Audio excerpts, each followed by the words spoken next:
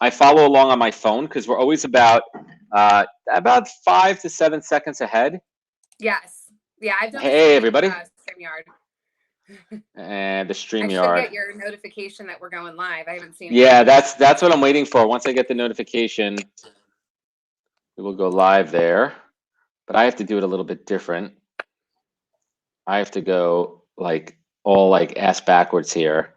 Yeah. And like go to like my I have to like go to my content, see my activity. Oh, here we are. Yep, we're there. And we're here.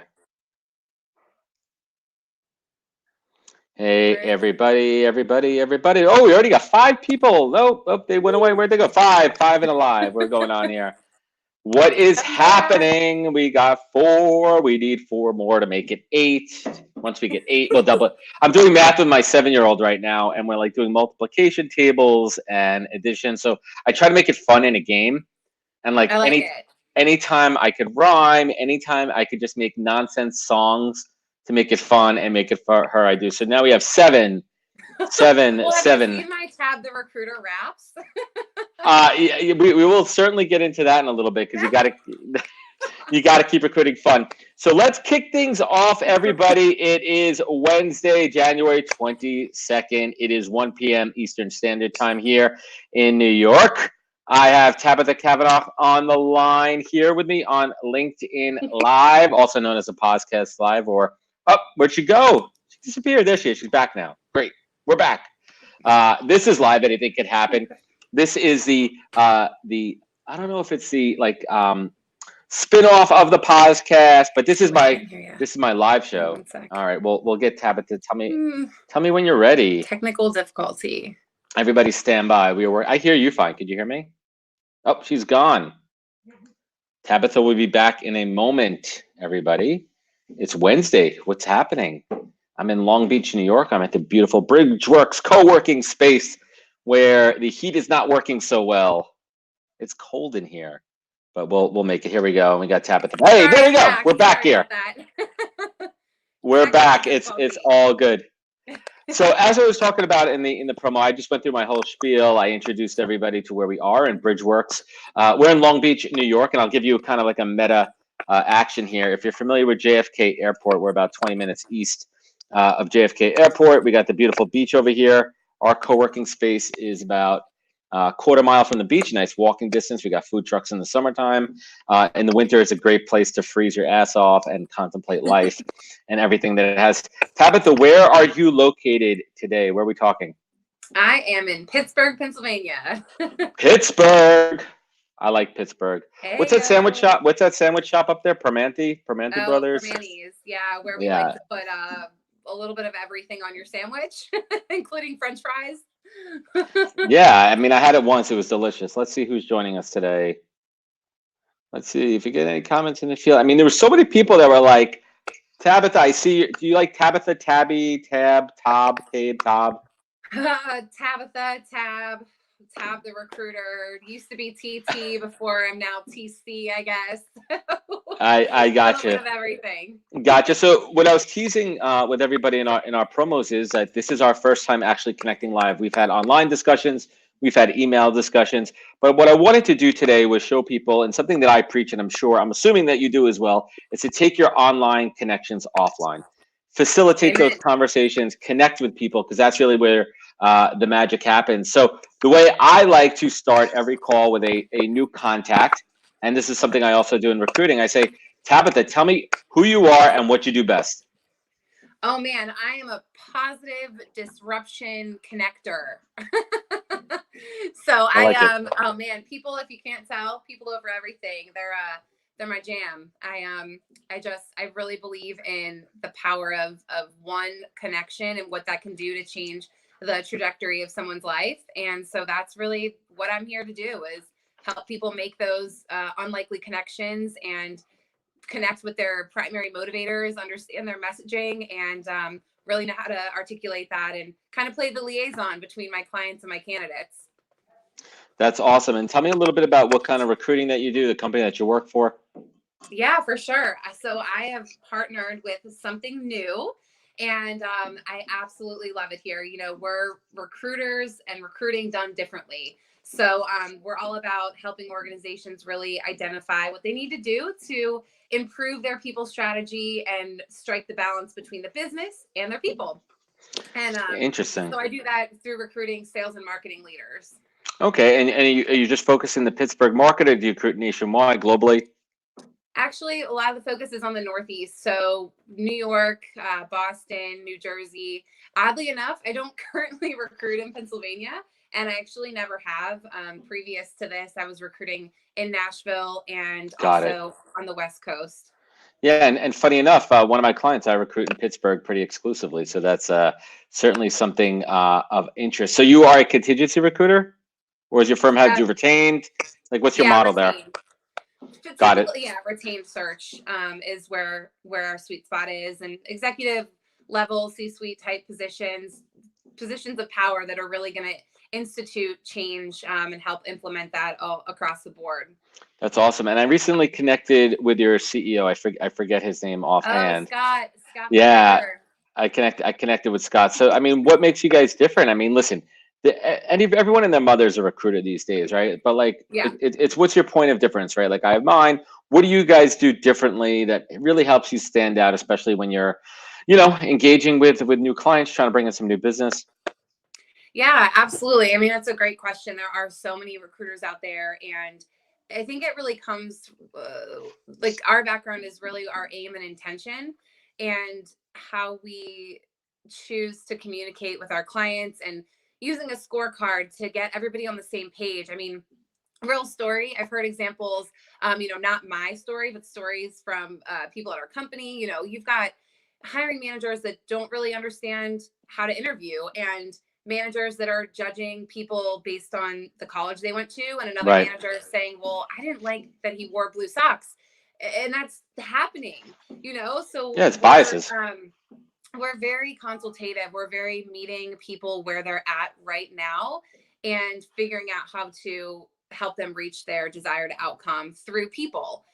So that's understanding, anything from onboarding and retention to the talent acquisition side, where we can actually help them fill positions. But really, we're an extension of them. So we're I a love it. partner. We're not order takers. We don't just place warm butts in seats. We really strive to be that ongoing partner. And if we can't help them, then get them to somebody that can, because there's always a way to add value, even if it's not directly through Absolutely. me. Yeah, I completely agree with that. I mean, it's this old model. I mean, the old contingency model, it's out there, but I feel that companies these days, they're really looking for value, right? And for me, it's like, I changed my model. Like, why do I want to compete with 4 or 5 other companies that are all fishing in the same pond for the same candidates? I'd rather take the time and work with clients who value me as a partner, who wants to have an exclusive relationship, that views me as an extension of their current in-house TA team. And I found incredible business that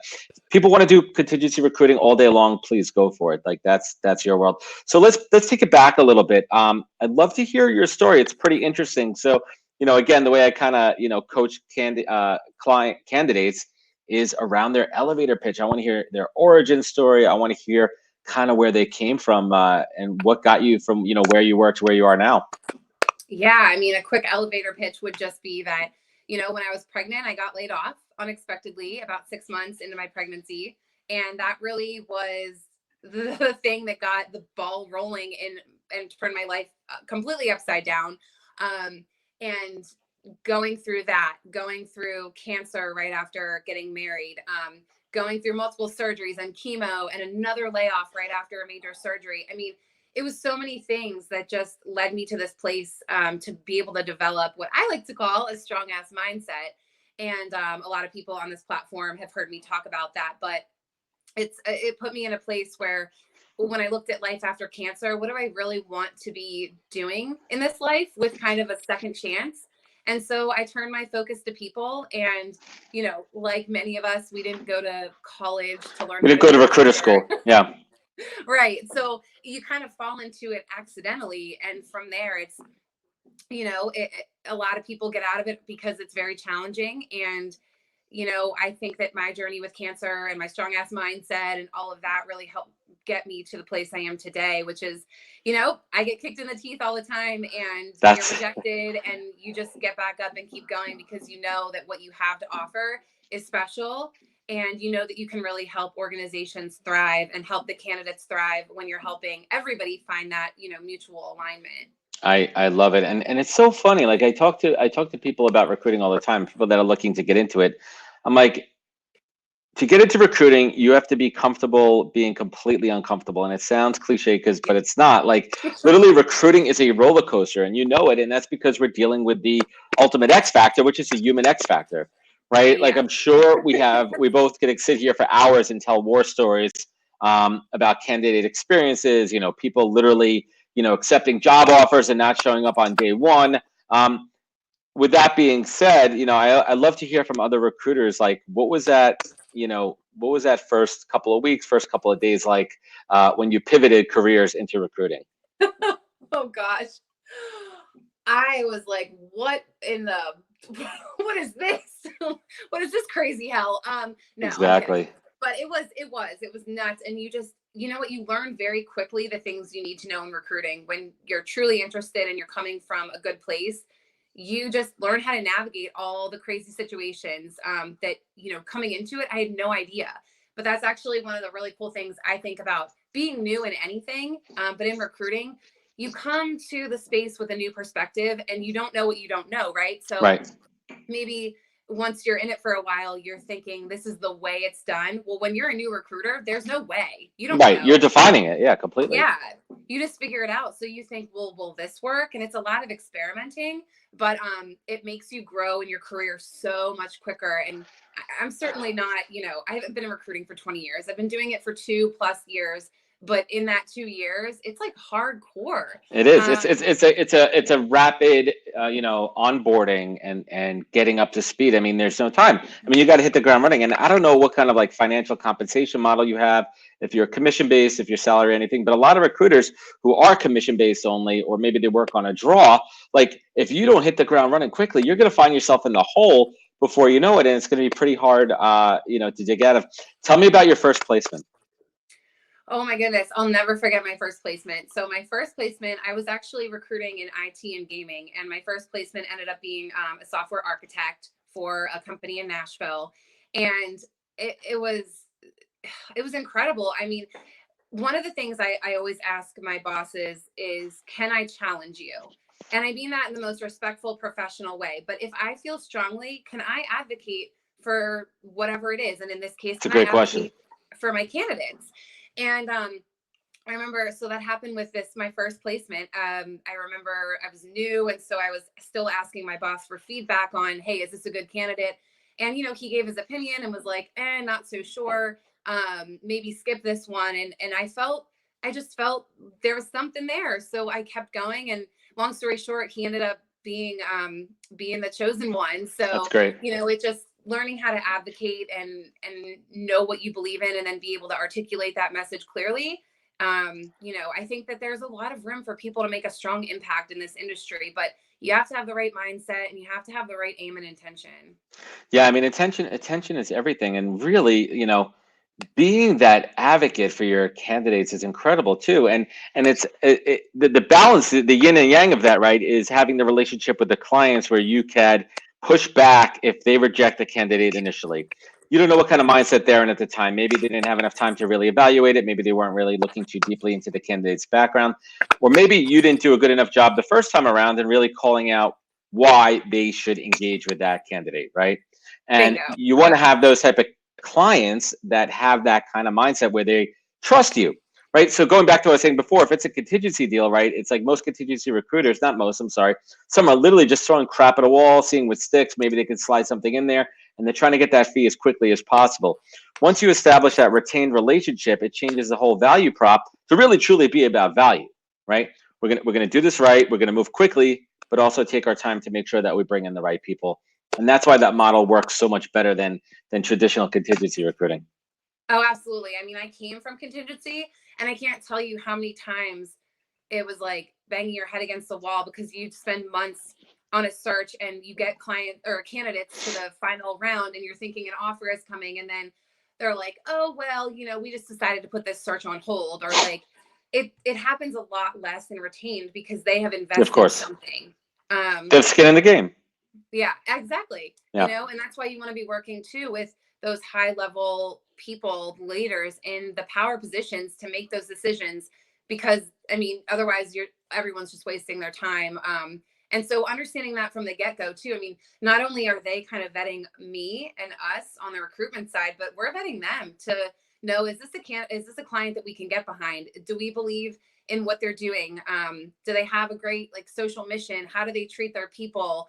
And not to say we work with all the companies we work with are perfect or anything like that, but just that we're there to help them kind of along the way. And so, yeah, it's a crazy ride, but truly I love it, because I think there's so much that it can expand out to, culture and really just creating better workspaces for people.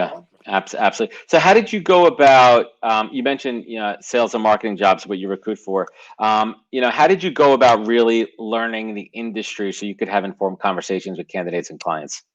Oh, that's a great question. And I actually came from a sales and marketing background a little bit with small to medium sized businesses. So I had a little bit of that. And then, like I said, had a little bit of a gap in between with the cancer and Of course. all of that stuff. But coming back into it, I kind of knew a little bit about what was going on, and to stay up to date with it, truly, it's like a daily thing. It's between having conversations with people in the industry and pushing past that Right. initial fear. When I first got into recruiting, it was like, how can I have a conversation with someone in IT and gaming when I have no idea about those industries? But honestly, the more readily available I made myself to do that, I learned it so much faster. And so that's really what it is: having conversations, listening to podcasts, Absolutely. reading. I subscribe to the Harvard Business Review and plenty of other publications that you just keep yourself in it, immerse yourself in it, and you're going to learn. One of the ways when I learned, listen, I recruit for an industry that I spent 15 years working in, so it's a bit of an advantage. But one thing I learned, because there's a lot of niche roles too, once I started moving into product and UI UX roles that I didn't have a lot of experience with, I use the opportunity with candidates on the phone to educate me, and I'd be pretty upfront with them too, because any good candidate, and we're talking tech or IT, they could smoke you out in 2 minutes if you don't know what the hell you're talking about, especially if you're bullshitting and you're trying to just blow smoke up their butts, right? If you start to talk tech jargon and you just butcher it, they know that you're full of crap, right? So yeah. For example, if it was a role that I may not have a lot of experience within, I'd say to the candidate, hey, let me be upfront with you. I could tell you a lot about the client. I could tell you a little bit more in addition to the job description, but I'll be upfront with you. I am not an expert in UI or UX. Tell me a little bit about your day-to-day. Tell me about your clients. Tell me about the work that you do. And I'd flip it and use that as an opportunity for me to sit back and listen instead of talking, which I like to do, but sit back and listen and really understand that. So here's a question. You're 2.5 years into recruiting. So I have a massive 5 years on you. So I still consider myself a newbie, in this world and always learning. But one question I'd love to ask other recruiters: if you had a new recruiter sitting in front of you, day one, someone just came into recruiting, what is that one golden piece of advice that you would give them to be successful? Oh my gosh, just do it. This job is really hard when you're not doing it. So, that happened to me. It seems so obvious, right? But that happened to me going into recruiting. I was so nervous to get on those calls, to do profile calls and to talk to clients, because I was again, I didn't know the industries. And so confidence is a huge part of it. And if you're immersing yourself in the worlds that you're working in, you're going to learn. That learning breeds confidence. And confidence breeds the success. And so I think that would be my advice, is just to dive in and I love it. Do it. Hands-on learning, shadow, let people listen to you. People are so afraid of role playing because they're not in a comfortable situation.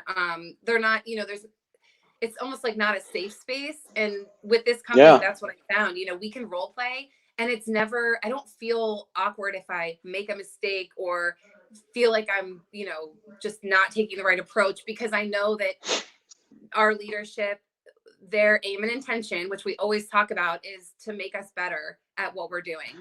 And I love it. You can't do that if you're afraid to ask for feedback. Yeah, and it sounds like you're in a great company that really fosters that. So let's pause for a moment and take a question Yes. from our listeners. Gabriel Morabe, sorry if I butchered your name there, asking you, Tabitha, what does the process look like to eliminate hiring manager bias?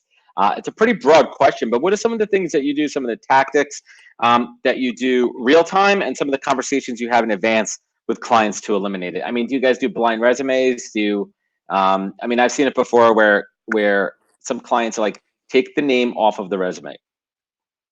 Interesting. And Okay. then if they're interested, if a client's committed to it, I've seen it only once or twice where a client's like, hey, I'm open to testing that, where they will look at a profile, not the LinkedIn. They will look just at a resume. We'll remove the name, so you have no idea what the person's name is. You can't infer what their sex is, nationality, background, so there won't be any biases into it. You're literally just looking at a profile. What are some of the things that you found successful?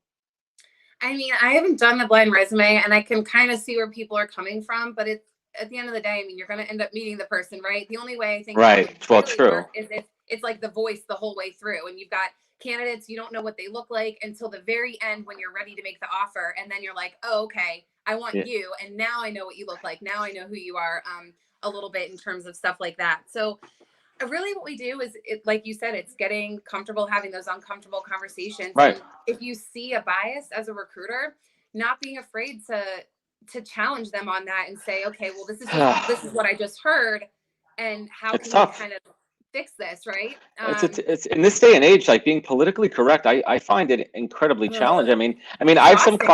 I have some clients historically that have come to me and said, Adam, we need to see more diversity, or we need to see more women. I've seen it. We need to see more men because it's maybe a women, and I get it.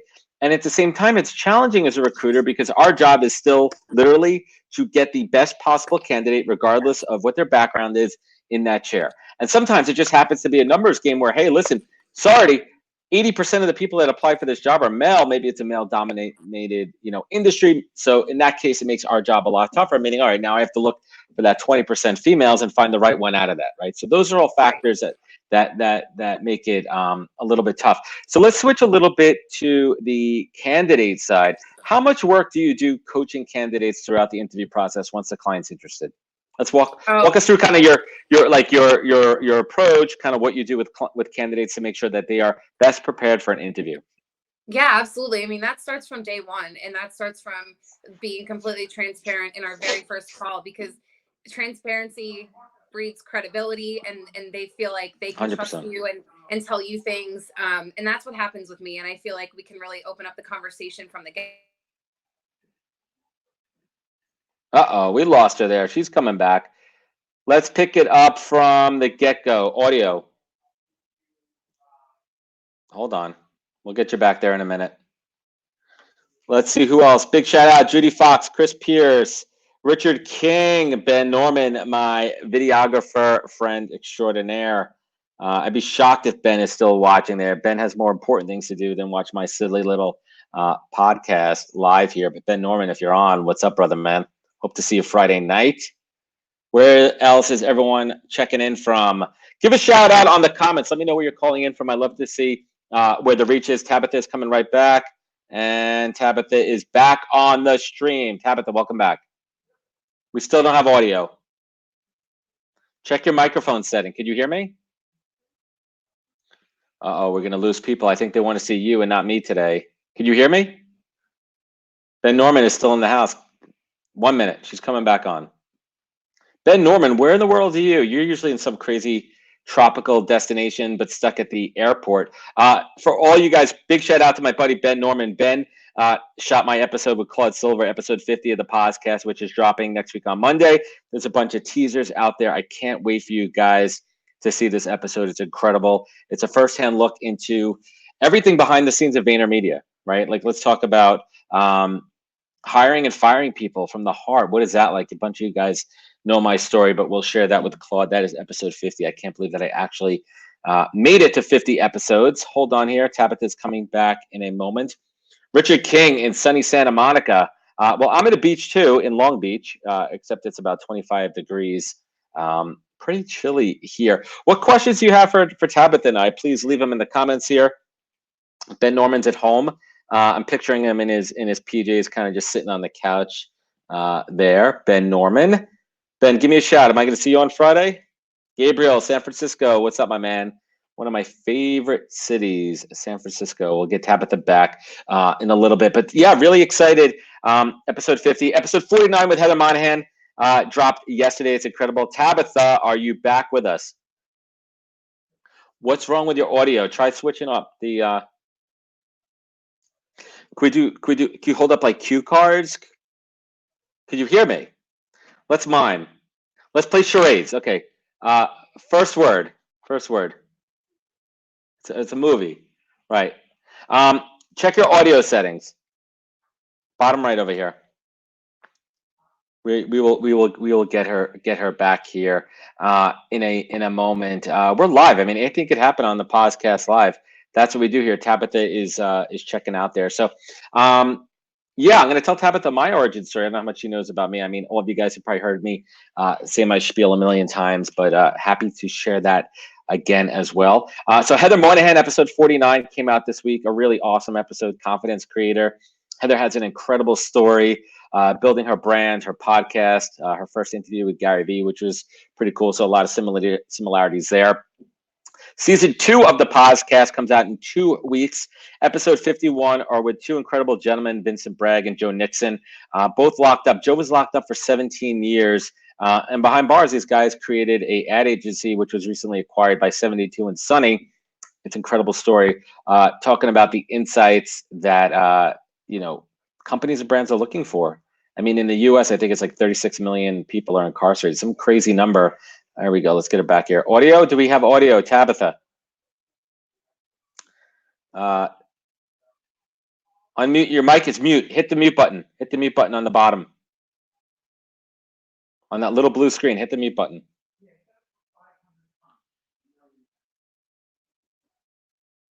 There you go. Talk. I see you.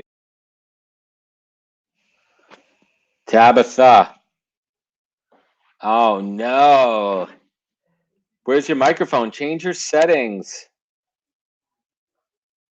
Where did her audio go? Oh, man. People are not enjoying the technical difficulties here. Oh, try your microphone. All right, people. Here's what we're going to do. We're going to pause and we're going to come back. All right. We will be back. So thanks, everybody. We will figure this out. It's not really a big deal. We had a great conversation. We will pick this back up and I will catch you guys soon, either later today or next week for some more podcasts live. All right. Be good, everyone. Take care.